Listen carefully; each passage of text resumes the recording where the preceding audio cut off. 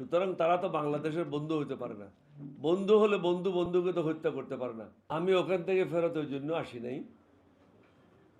LDP হলো বাংলাদেশের 1 নম্বর নিবন্ধিত রাজনৈতিক দল এবং বাংলাদেশের ইতিহাস লিখতে হলে কর্নেল ওলির নাম লিখতে হবে। আমি one of the founder of this country. আমার নামটা ওখানে থাকবে না, এটা দুঃখজনক। যে ভারতের উচিত তাদের ইউটিউবারদেরকে নির্দেশ দেওয়া এই ধরনের প্রচারণা থেকে বন্ধ রাখার জন্য। কোনো আলাপ হয় নাই। একটা বিষয় হচ্ছে মানে আপনি বললেন যে দলগুলো রেজিস্ট্রেশন হয় নাই, যে রেজিস্টার্ড দলগুলো ছিল সেগুলোর ব্যাপারে সরকার এখনো পরিষ্কার না। এই জন্যই কি কালকে আপনি ওখান থেকে ফেরত আসছেন? বিষয়টা আসলে আমি ওখান থেকে ফেরত ওই জন্য আসি নাই। এলডিপি হলো বাংলাদেশের 1 নম্বর নিবন্ধিত রাজনৈতিক দল এবং বাংলাদেশের ইতিহাস লিখতে হলে কর্নেল ওলির নাম লিখতে হবে। আমি one of the founder of this country. আমার নামটা ওখানে থাকবে না, এটা দুঃখজনক। কিন্তু সরকারের পক্ষ থেকে আজকে দুঃখ প্রকাশ করেছে এবং আগামীতে কখনো এরকম হবে না সেটা নিশ্চয়তা দিয়েছে। সুতরাং এটা নিয়ে কথা বলাটা শোভনীয় না।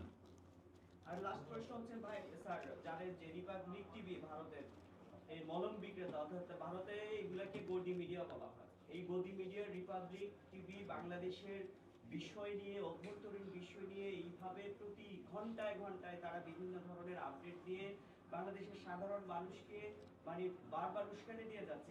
এই দিয়ে ভারত সরকারও কিছু বলছে না। আমাদের আমি এটা পরিষ্কারভাবে বলেছি যে ভারতের উচিত তাদের ইউটিউবারদেরকে নির্দেশ দেওয়া এই ধরনের প্রচারণা থেকে বন্ধ রাখার জন্য।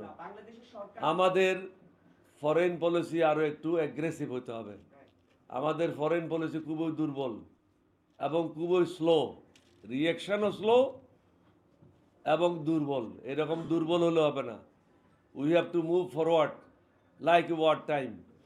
ইট is not a peace time government. এটা অন্যান্য সময়ের মতো 91-এর মতো বা 2001-এর মতো এটা সরকার না। এটা হলো একটা ওয়ার টাইম গভর্নমেন্টের মতো। কারণ একটা যুদ্ধের মাধ্যমে আমরা এই দেশ স্বাধীন করেছি।